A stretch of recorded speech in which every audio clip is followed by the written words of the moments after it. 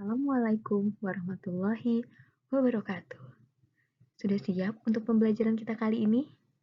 Semoga semua dalam keadaan sehat ya anak-anak, agar dapat memahami pelajaran dengan baik. Kali ini, kita akan membahas tentang tema 1, subtema 2, kebersamaan dalam keberagaman. Sebelum kita mulai, yuk sama-sama membaca doa sebelum belajar. Bismillahirrohmanirrohim. Robbi zidni ilman, warzuqni fahman, waj'alni minas sholihin. Tahukah kalian bahwa Indonesia adalah negara yang kaya akan keragaman budaya dan sosial? Salah satunya adalah keragaman agama. Agama yang diakui di Indonesia ada 6, yaitu Islam, Kristen, Hindu, Buddha, Katolik, dan Konghucu. Setiap agama memiliki tempat ibadahnya masing-masing, juga memiliki hari-hari besar agama yang biasa kita sebut hari raya. Yuk kita lihat gambar-gambar berikut. Yang pertama, agama Islam. Di mana umat Islam beribadah? Ya, benar, masjid. Masjid merupakan tempat ibadah umat Islam. Idul Fitri dan Idul Adha merupakan hari raya umat Islam. Selanjutnya adalah Kristen Protestan. Gereja merupakan tempat ibadah umat Kristen. Natal dan Paskah merupakan hari raya umat Kristen. Nah, yang ini adalah Konghucu. Di mana umat Konghucu beribadah? Ya, Kelenteng. Kelenteng merupakan tempat ibadah umat Konghucu. Imlek merupakan hari raya umat Konghucu. Berikutnya adalah agama Buddha. Umat Buddha beribadah di vihara. Waisak dan Galungan merupakan hari raya umat Buddha. Lalu, agama Hindu.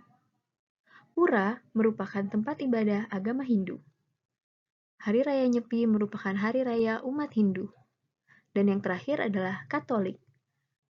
Gereja merupakan tempat ibadah umat Katolik. Natal dan Paskah merupakan hari rayanya. Walaupun berbeda budaya dan agama, harus saling menghargai. Kerjasama dan gotong royong dalam keragaman sangatlah penting. Sebab, kerjasama dan gotong royong dapat mencegah perpecahan dan dalam Al-Quran Surat Al-Hujurat ayat 13, yang artinya, Hai manusia, sesungguhnya kami menciptakan kamu dari seorang laki-laki dan seorang perempuan, dan menjadikan kamu berbangsa-bangsa dan bersuku-suku, supaya kamu saling kenal mengenal. Sesungguhnya orang yang paling mulia di antara kamu di sisi Allah, ialah orang yang paling takwa di antara kamu. Sesungguhnya Allah Maha Mengetahui lagi Maha Mengenal. Manfaat kerjasama dalam keragaman. Ada beberapa manfaat kerjasama dalam keragaman. Di antaranya adalah, yang pertama, meringankan pekerjaan. Pekerjaan yang dikerjakan secara bersama-sama akan terasa lebih mudah dan cepat selesai. Yang kedua, dengan kerjasama, rasa solidaritas atau rasa setia kawan akan semakin erat. Kita tidak akan membiarkan orang lain bekerja sendirian. Dan yang ketiga, menumbuhkan rasa persatuan dan kesatuan. Rasa persatuan dan kesatuan akan membuat Indonesia semakin kokoh. Rasa persatuan dan kesatuan bisa tumbuh dengan melakukan hal kecil, yaitu kerjasama dalam kebaikan. Apakah kamu tahu apa saja contoh sikap rukun dalam keragaman?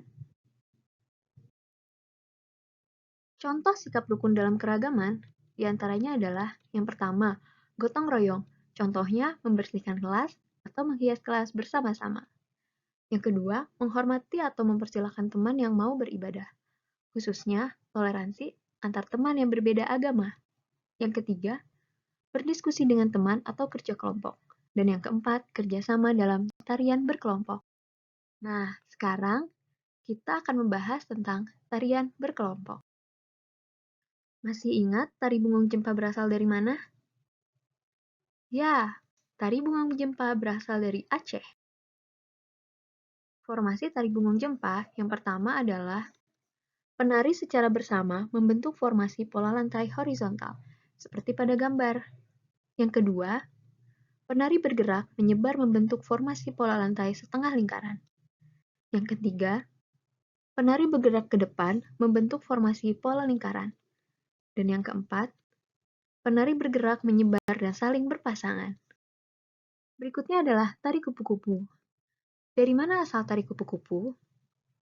Ya, tari kupu-kupu berasal dari Bali. Bagaimana formasi tari kupu-kupu? Yang pertama, berputar saling berkejaran sebanyak 3 kali 8 hitungan. Setelah itu, bergerak ke tengah panggung menghadap depan. Yang kedua, bergerak ke kiri dan ke kanan dengan arah berlawanan. Selendang diangkat lebih tinggi, sebanyak 2 kali 8 hitungan. Yang ketiga, berputar di tempat sebanyak 3 kali 8 hitungan. Keempat, bersama-sama melangkah ke kiri dan kanan sebanyak 3 langkah. Langkah keempat, kaki menutup, badan agak membungkuk, kedua tangan mengangkat selendang lebih tinggi. Gerakan dilakukan 2 kali 8 hitungan. Dan yang kelima, berputar sebanyak 2 kali 8 hitungan, lalu keluar panggung. Kaki menutup, badan agak membungkuk. Gerakan dilakukan 2 kali 8 hitungan. Bagaimana? Sudah paham tentang materi kita kali ini? Jangan malas untuk mempelajari kembali ya. Terima kasih sudah menonton video ini sampai selesai. Jangan lupa berdoa setelah belajar. Wassalamualaikum warahmatullahi wabarakatuh.